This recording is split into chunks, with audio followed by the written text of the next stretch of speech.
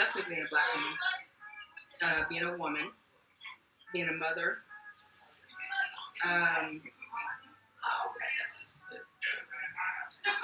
The other roles as far as wife, daughter, sister, and then my job title being phlebotomist.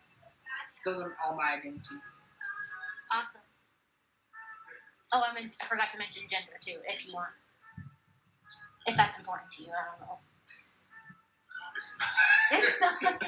That's okay. I guess because you said it, because I don't think about a lot of those things personally. Yeah. I just think it's people that speak, especially in the field that I work in, as far as management. I see as everybody as equal, I guess, now, because everybody has their problems, everybody goes through things.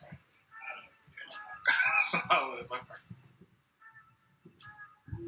being gay, that would be one. Yeah. And then a black woman, young mom. Perfect. So I guess I'm kind of qualified as biracial. Never really knew I was half Puerto Rican, but I guess you could say that part.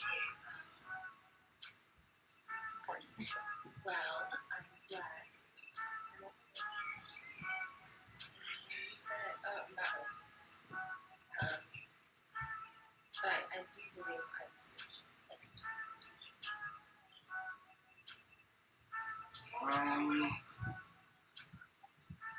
And just being a black male in America, that's almost something to head to. Just growing up poor, never living like a high life of being pretty much at the bottom of there. Yeah.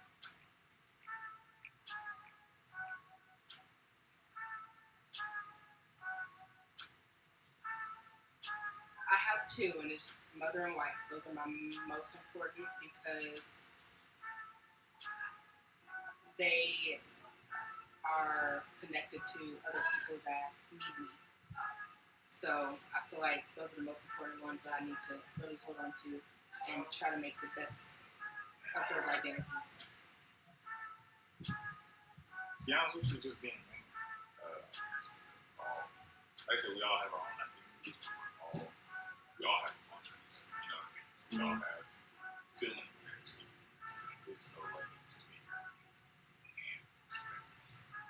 how they're feeling and letting people be who they are in that moment. Yeah. I would say being a black woman because there's so many stereotypes about black women. So just to be a strong, educated black woman. Okay. I feel like both of my racial identities are important because of how close that culture can be, especially Puerto Rican, because Puerto Ricans are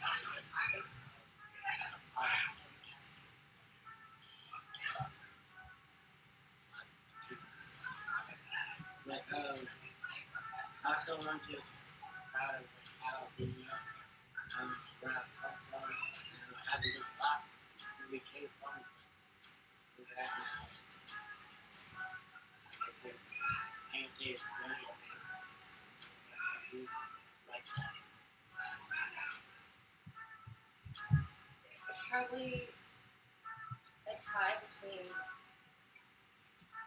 see all of them are really important to me, but mainly the black part and the spiritual part.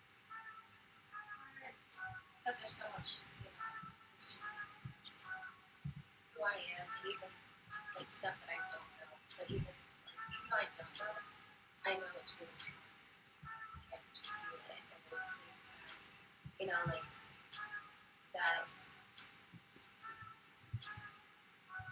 Just like things that have gone down in history that explain the reason why, one kind is how we are. It's just really interesting to me. And then spirituality because it's like helping. Perfect.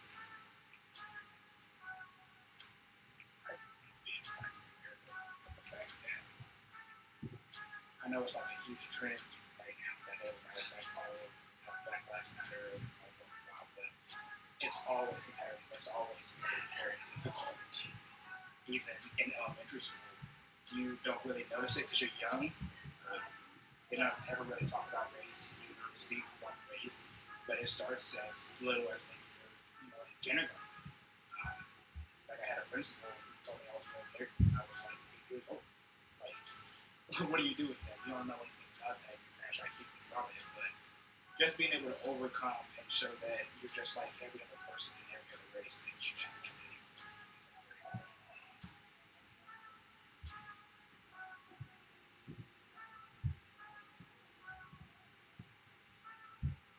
Well, being a Black woman in the work field, that's been probably the most challenging. I feel like with being a Black woman in the work field, I am very careful with how I portray myself or how I want them to see me because I am a Black woman. I was just explaining this to someone else. I want to say something about something or complain, but I don't want to be that angry Black woman because that's what you'll get. Yeah. It's just really like, I guess being able to communicate in a direction of other person on that level, and being able to listen to them, there's a lot of respect of what's going on. And to, I guess being able to, talk to them on a same level, just because everything, like I've been through my background, somebody's been through the same thing, somebody's been through the same thing. I would say so because everybody goes through their own inner struggles, and so personally, I think so. It's different things I've dealt with mentally and emotionally. I believe in making me. I haven't really been able to go inside the culture of being Virgin, but I've studied the culture a lot, and I kind of learn that culture. And learning that culture helped me be able to diverse myself into different atmospheres. I'd say if I'm only predominantly white atmosphere, or predominantly black atmosphere, or just any atmosphere, I know how to conduct myself in certain different type of situations. Well, first being part of it. But just everything that comes with that and the struggles and stuff. And having to work through those as well as growing up, because I did grow up religious. So growing up religious and then slowly fading out of that religion and you find the spirituality instead of actually living kind of into one set belief system.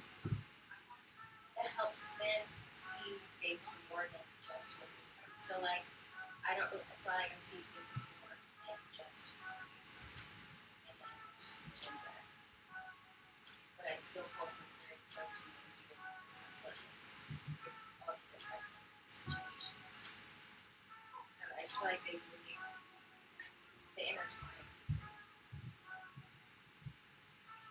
A lot of the hatreds and people who get like drawn up because of my skin color kind of just help me be driven to prove them wrong. That I can do exactly the opposite of what they think I want to do just because of who I am and what my skin color is. You hear it all the time. Statistics say that most Black males will not be in their child's life, or end up in prison or drugs. It's my goal to always defy every odd possible. So I always take every negative and try to turn it into some positive just to prove somebody wrong in their face.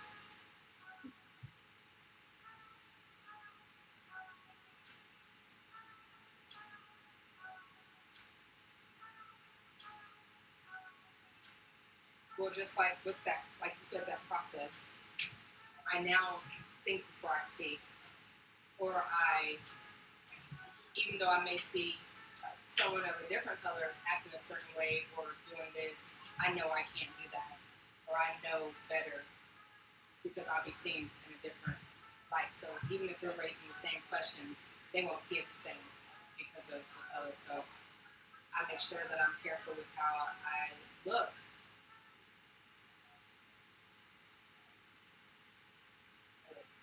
because, of course, they think that we're either worse or harder on our kids or don't show them love. So I'm very careful, even to that extent, as a black mother.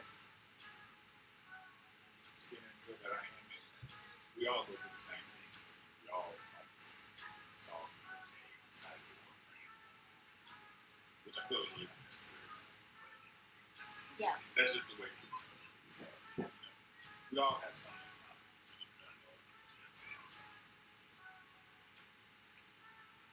Like all black women have big butts, or all black women wear weave, or all single moms struggle.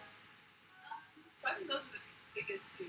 That if you're a single mom, you're struggling, or you're not, making good money, or if you're a black woman, they expect you to have bright colored hair, big butts, cheeks. It's told me that even though I'm not gonna lie, some stereotypes are true, but it's bad because they assume everyone is like this. And that's the part I don't believe, is that everybody assumes that not one person. I was like, yeah, those stereotypes is true because they want to be in a stereotype is more true. But not everyone is like that stereotype. I can say, as a black woman, we have this stereotype put on us before people even know us. That we're loud, or like ghetto, or ratchet, or something like that. Just like really any stereotype they throw at us. And I used to get kind of offended by those, or like out in public, I would make sure that I'm not being super loud, or that I'm not acting quote unquote ghetto. Or like, I went through this whole phase of like not eating fried chicken and not eating watermelon and like saying I don't like that stuff because I didn't want that like pushed onto me. I was like, oh, you're black, of course you like it. And then I learned to be like, who cares? Because if you have those ideas that that's because of who I am, just based on how I look, that's your problem, not mine. And I like what I like.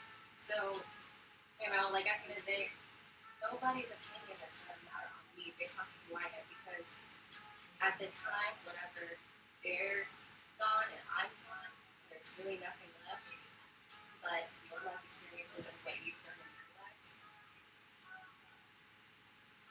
That's gonna be on them. Like that's the weight that carries with them, not me. So I can choose whether to let that affect me or not, and I don't. So now I don't care if somebody looks at me and is like, oh yeah, she's gonna be loud. It's like, okay, I'm actually not very loud. So, but I'm just like, think about it, even if I was, think about it, because I wouldn't say that it's loud. It's just that she's confident and she's sure of herself, and she's not gonna take any bullshit. So, right? You're totally She's good. not gonna take things like that. And I don't see anything wrong with that because then they see, like, say, oh, why don't you do it? She's a girl boss. And it's like, she's not doing anything different. If anything, she's doing less than what I'm doing. And it's still not enough. So, yeah, I'm just like, it's not me. It's not. I think most of them come from something that they learned when they were kids from a grandparent or something. And most of the time, it's usually something that typically happens to them that they just assume that it falls on every person. Like, one black guy robbed him, and I think every black guy is going to rob him. So, I mean, the only thing you can really do is change their mind. Just show them that you're not that person. Open up their mind to not every person has the same skin color as the same person. Perfect. In your own life, like what ways do you try to like combat those stereotypes when you're confronted with them? Like, you kind of like it's okay to be passive because I find that a struggle of mine. Like when somebody kind of deems me as the angry black woman, then I just kind of revert back to myself. Like, what's your way to deal with it? Do you call people out or? I usually don't. I'm just very quiet. I'll just, yeah. It's not worth my energy, so, because I know who I am, so I don't. And you kind of alluded to how race plays a key component in how people differentiate how they act towards you, if that makes sense. Like, in what other areas have you seen that present? Is it With you being so young, is that very present in your life right now? Yeah, it's always been present. I've gone through, especially because I grew up in mainly schools with all white kids where I was maybe, I think the most black people I ever had in my class was 3, and I was always so all throughout my elementary school days, I always saw like the white girls getting the attention, or just the non-black girls getting all the praise and stuff like that. And so then I would try to mimic what they did because like I want the praise, I want to be seen as desirable, but then it would fail because they don't see that in me at all. And I realized it's not because I'm ugly, because I'm not. It's because I'm black, and all these people are white and set in their face. And that's not my problem. Like, how do you find your identity in your professional life? I find my identity with my professional life just by never wanting to go back to what we came from. And that's not talking bad about it. But it made us who we are. But now seeing how we grew up with nothing and being able to accomplish something that we really didn't see a lot of in our family for generations. It's like eye-opening. It's a humbling feeling to be able to be one of those people in this family to actually get to a level where he's financially stable and being able to own something and then continue to run with it.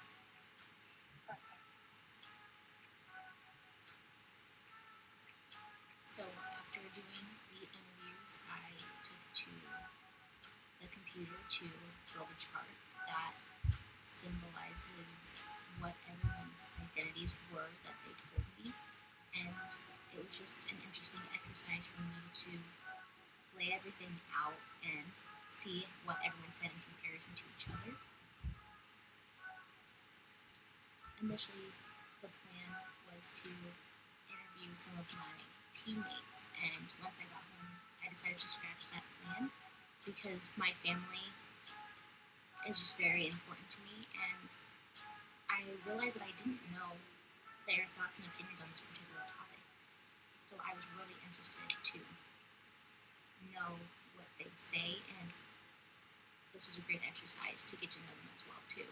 But at the same time, they're very, very smart, and I'm glad that I asked them the questions that I did, and now I know things that I would have otherwise never known about them.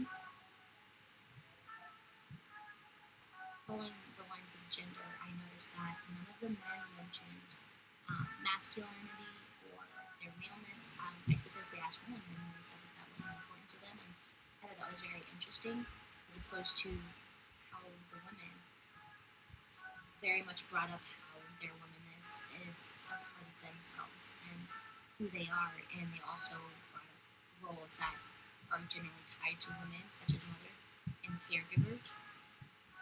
Most of the people brought up in some way, shape, or form what their racial identity was and how that comes with double standards, especially for the women. Race and womanhood create this extra layer of struggle for them in their academic, professional, daily lives. One of my interviews also mentioned code switching and how that's become an easy skill to utilize.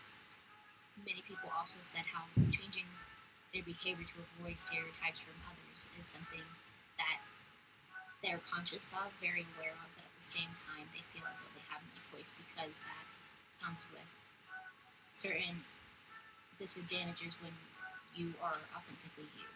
This was attributed to by one of my other subjects, unnecessary labels, and I just really appreciated the way they expressed that and constantly trying to prove themselves in some form. With my younger cousin, she talked about how in schools, academically, she never matched up even though she was doing exactly what the other kids were doing. And my brother said that in the workforce. In conclusion, this exercise showed me how multifaceted each intersection can be. There's very, very much different levels of intersections that exist between even my family members, and we all grew up in similar areas and similar scenarios. This just is showing, just because you're even part of the same family, that your intersections can be completely different. And watching these interviews after the fact as a Black woman, seeing how my experience has been different from even theirs, was very interesting, but at the same time, seeing things that I didn't recognize about my own experience through their eyes is very powerful. And I'm glad that I did this project, because it showed me just a lot about intersections.